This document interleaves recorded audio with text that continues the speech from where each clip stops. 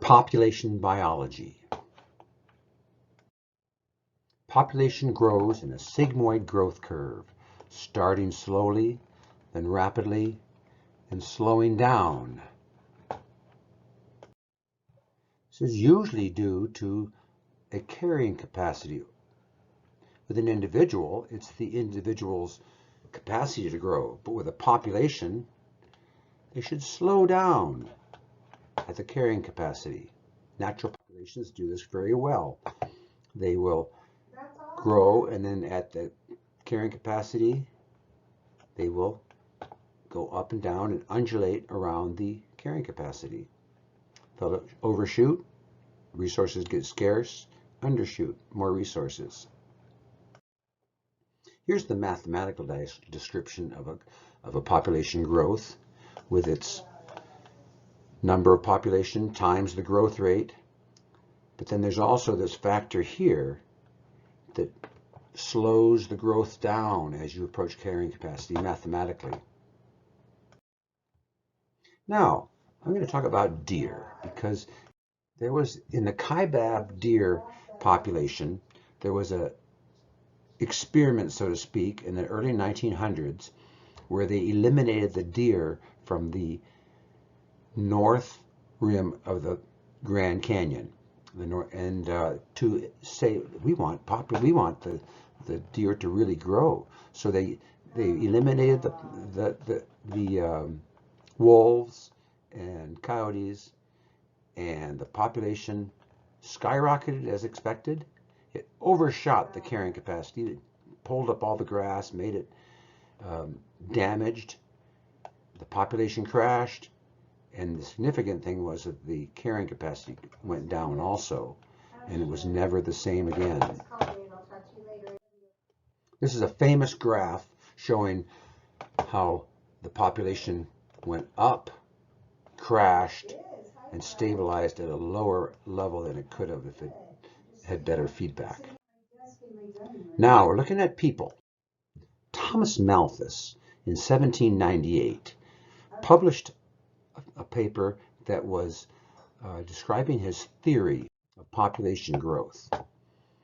His theory was that population was increasing exponentially, and at some point it's going to reach a point of crisis where we might overshoot and create and hurt our carrying capacity. Here's a dramatic diagram where the population has increased, overshoots, and then crashes, and our carrying capacity has been decreased. Very dire thoughts. Now let's look at this. This is what we're seeing, the hockey puck, they say, where there's flat population growth for many years, and then exponential growth. And where is it going to end? Well, let's look at the age population pyramid. This is the number of individuals at each age level, so young and old. Now, this is a population growth. This might be exhibited by a fish population where the same number of fish die every year. Looking at our population in the world, Asia has most of the people, Africa, and then on down, North America, 4%. This is where the people are. But more importantly, it's the growth rates. Growth. See, here it is in the red zones. It's more than 3 people per female. And this is where it's happening in Africa. It used to be India was the one I worried about, but now Africa is the place where the most population growth is taking place. Here's a comparison of different types of population pyramids.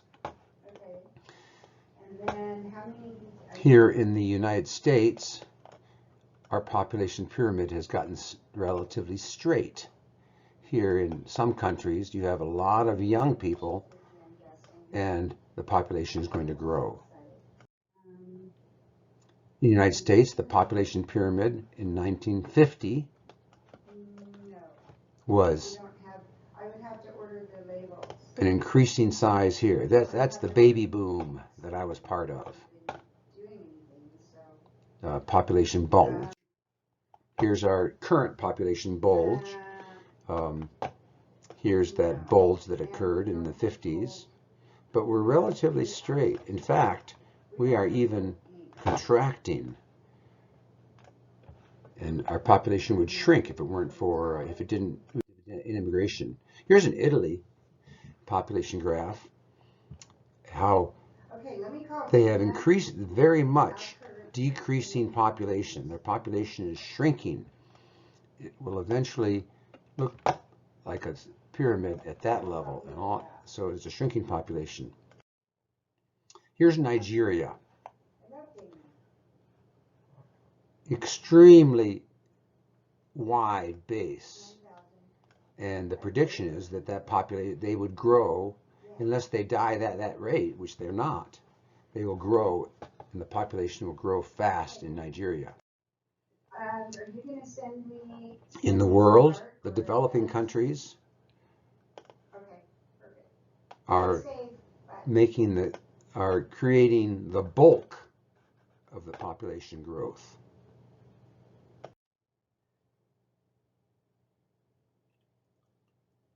I'm not sure if you can see this GIF working. It's a population cartoon sort of thing where it shows the population in different countries. It shows Nigeria being very wide at the base, the Russian being very bumpy, Mexico being very much like the United States with straight sides. The world population projection, these are all down here, it's the separate countries. And notice how Asia has peaked. It is actually decreasing. The big growth is in Africa, where it is just creating most of the growth in the world today. Countries experience a growth rate when birth rate is higher than death rate, when birth rate is higher than death rate. And this is where our country has reached this point. Most of the developed countries are down here, where birth and death are about the same. But in Nigeria, birth rate there only at this pace. And so birth rate's very high, death rate's very low. Eventually they will reach the same point, but they will contribute to world population. Here's a realistic world population growth. We are at 7.4 billion, and it might grow to 11 billion. However, our world growth rate has decreased. And this is a well-known diagram of the possible world population growth. And it's looking like we will stabilize, but it will be at 10 billion.